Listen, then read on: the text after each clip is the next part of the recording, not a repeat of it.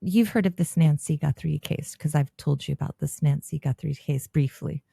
Um, the morning, I believe she's a morning personality. Like she has a morning show. Savannah Guthrie, her mother was kidnapped 54 days ago. Yep. And I've been kind of fascinated with this case, and I'm not usually, kind of drawn to that kind of stuff, but I think it's because I have a mother that is 82. Nancy Guthrie is 84. And there's a, I think being around an octogenarian, like I know how fragile they are. Like I know, and it's kind of just horrifying to think about somebody taking an elderly person. But, the thing that also that kind of fascinates me and boggles my mind, because a lot of people talk about the fact that Big Brother's always watching, there's cameras everywhere, you're being recorded. And yet 54 days in, they've got really nothing. They were able to retrieve some video from a Ring camera that there wasn't a subscription for it. And so, that's another question. How did they get, why was it recording if they didn't have a, subscription? That's a different conversation, but they were able to get a recording, right? So there was recorded stuff. So they have, a general image of this person. Last night, because a lot of people have been analyzing the videos and stuff like that. They think they see a car kind of pulling up. So they now think that it's possible there was an accomplice, that this was a major thing. And NBC released a 2-part interview with Savannah Guthrie the first time she's spoken of this. And it's a hard interview to watch because, she's just saying that the not knowing what happened to your mother.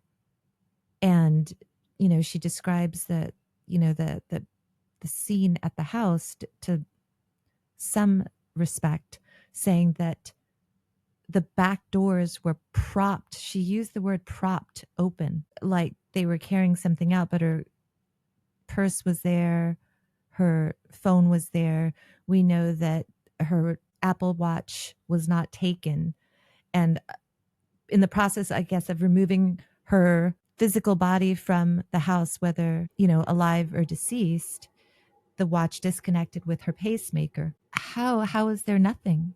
How is there no sign, no trace when everybody says, well, everything has cameras everywhere. There's cameras everywhere, right? There should be, I would have thought theoretically, like the area where she was abducted in Tucson in the Catalina foothills is quite remote. It's quite beautiful, but it's not like where I grew up in California. We had a fence and then our neighbors next door. And if they're having a party, and like you could literally hear your neighbors snoring next door sometimes in California, we've got our windows open.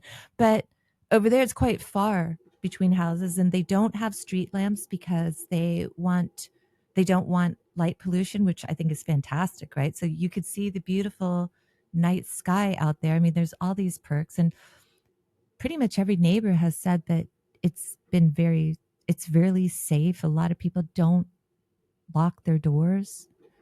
It's just kind of horrifying. Like, any older person, because I think it's just like old people and children, they're so vulnerable that it's just kind of like, please, find him. And I think that it seems that from her tone of speaking that she's kind of somewhat made peace with the fact that her mom is probably not going to come home.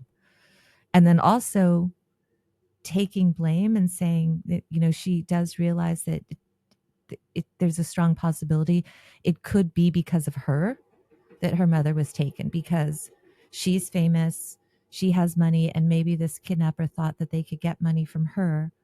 And, she said, "I'm sorry, mommy." And like, it's very, very tough, but it goes to talking about like, well, everybody's always kind of paranoid that we're getting watched, but sometimes I think that it's also not as much as people think. Yeah. Like it's used to control people. Like everyone's listening, so behave. Yeah. Yeah. But do you What's the, think that there's like video, as much video as there is more just auditory listening? I think it depends on the place. I think in city centres, definitely. Maybe in Tucson, I can't imagine where the video would come from. Yeah. But you see all It's these like spy shows with satellites and everything. So you'd think there was something that could find a car if there was a car that was driving away, yeah. especially if it's a quiet neighborhood, because it'd just be one car. It wouldn't be looking for a needle in a haystack. It'd just be something that was out of place. Well, interestingly enough, the sheriff of Pima County, which Tucson is a part of, is now under fire, and they've just done a no confidence vote by the department because some people have said that he's completely mismanaged handling of this case, that it was like beyond the scope of what maybe he was capable of or the department was capable of, but he did not turn it over to the FBI. My brother is in law enforcement. He was in law enforcement. He was in law enforcement in Arizona, actually, and before moving elsewhere. But I understand to a certain degree, and when you are a local police force and you have a case, if you immediately hand it over to the FBI, you are pretty much saying, I don't have confidence in my staff. And so I get that. You want to give, I mean, this is what your staff, the members of the police department in Pima County, I mean, this is theoretically what you have trained for. I can understand wanting to hold on to that, but perhaps it should have been like, let's partner up from the beginning. These are people that this FBI hostage interrogation, all that kind of stuff, that's all they do. Whereas Pima County, the sheriff's department is doing, you're going to do murder, you're going to do, I don't know, shoplifting, you're going to do bar fights. Whereas the FBI, this is all they do. This is what they're good at. And so, and he released the crime scene, which in like 24 hours, which I'm not any kind of law enforcement specialized person, but I mean, I've maybe watched an episode or two of Law and Order, and it's like, that seems fast, and a lot of people complain that like within days there were still people delivering stuff, Amazon packages to the house, and people walking up to the front door where there is blood spatter evidence. um like it's kind of mind-boggling, so people were kind of calling into question that. Also, you were talking about vehicles in the car. I mean, I think most people have watched Tommy Lee Jones in The Fugitive. I Tommy was Lee going to say that. Jones, Harrison Ford, Tommy Lee Jones, great character. Great, one of the best characters in film. I love that character. I love his sense of, okay, there's ethical things, but I got to follow the law, but I could sympathize with you, but I'm still going to follow the law. It's like, first of all, let me just ask you, if you were the sheriff, I mean, we could play armchair quarterback, but it just seems like common sense to me. If you were the sheriff, what would be the first couple of things that you would do? Well, as soon as I found out it was a high profile case, I'd ask other people's opinion and I wouldn't make any decisions by myself. Right? I Yeah. mean, it So I just, believe it was on TV. So I was in the US and I didn't know who um, the newsreader was or is. And it was high Savannah profile. It was Guthrie. on the, Yeah. yeah, yeah. I, it was on the news immediately. So yeah, I don't know what the sheriff was thinking. Have you seen the sheriff in some of the old James Bond movies that in the Deep South? Oh, yeah. It reminds me of It, that, the one that wants to take care of it, but is a bit clueless, really. and here's the thing. And then, first of all, he didn't want to give like press conferences on the progress of the thing, but he gave lots of interviews. And watching some of these interviews, like, I don't mean to like single out a person, but it was kind of very surreal the way that he was talking, like he was in a movie. But it's like, okay, if you want to be a Tommy Lee Jones type of character, have the same common sense as Tommy Lee Jones. Like, I remember the first thing, he putting out the map and going, here's where you start, drew a circle, drew another circle. And it was like, his circle was 2 miles, 2 miles radius. And so for a long time, I think maybe 20 something days into the kidnapping, they went to houses within, they, no, they asked And Trump sent 450 FBI agents to help if needed. And then on top of the Pima County sheriffs that are working on it. So there was a lot of people on there, but they asked neighbors within a 2-mile radius to please check your ring cameras, please check any kind of stuff you have.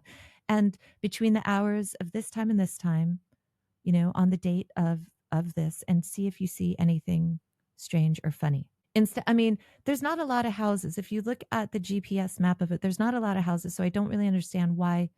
And maybe they did and it just wasn't reported, but what was reported was that they did ask. I saw the sheriffs asking, can you send in this footage? I don't know. I know that they went to a lot of houses, door to door, but I don't know if they specifically asked everybody to turn over the footage. But for 2 weeks, nothing was turned over. And then finally, a neighbor turned it over to one of the YouTubers on the ground or something, saying, hey, I've got some footage between this hour and this hour of a car speeding away at 2 o'clock in the morning in this area. And then people are like, well, why didn't you turn it in? They said, because we're 2.5 miles outside the radius. And it's like, for me, I would have been like, I want every traffic camera within 5 miles. I want to know every car that was in this radius at 2 o'clock in the morning, which you would think that you would do something like that, but it just seems very, very, very bungled. And I don't think it's the actual sheriffs on the ground or the FBI on the ground. I think it's like who is giving directions on what should be done. Like he sent DNA that was collected not to the FBI, who has like one of the best crime labs in the world. He sent it to a a little place out in Florida, because the Pima County Sheriff's Department had a contract there. But it's kind of like on such a high profile case, though, you would think that, man, so it's the reward now is up to one 1.2 million. I think 200,000 is from the FBI. Um and Savannah Guthrie's family has 1 million, basically, dead or alive. They just want their mother, and I understand that. And one of the things that I was just ugly face crying that she said in this interview that she gave, her first one yesterday, she said that, eventually she had to leave Arizona. She was like in Arizona for like a month, but she's got children. She's got her husband back in New York. So she flew back to New York, and she said it was excruciating to leave because, she felt like I'm leaving you, mommy. But she said as she was taking off, like looking over the gorgeous Arizona desert that her mother loved, she was just like saying, where are you, mommy? And I was like, see, I'm getting choked up now. It's like, that's such an awful, awful thing. Yeah. So what is the latest with the case? Is it definitely kidnap? Definitely kidnapped. I mean, they And definitely believe that it was kidnapped. has there been any There was ransom some ransom requests? notes. I know There there were was some some ransom fake notes, ones, right? and they seemed, well, there was definitely one fake one where a man was arrested, and you know what? That's pretty sick to Yeah. Well, I saw do that. That was something on like that. the news when I was there. Yeah, and then there's been two others that were sent to an Arizona local news station and to TMZ. There's a lot of interesting cases. Like if you drive exactly 1 hour south, you are in Mexico.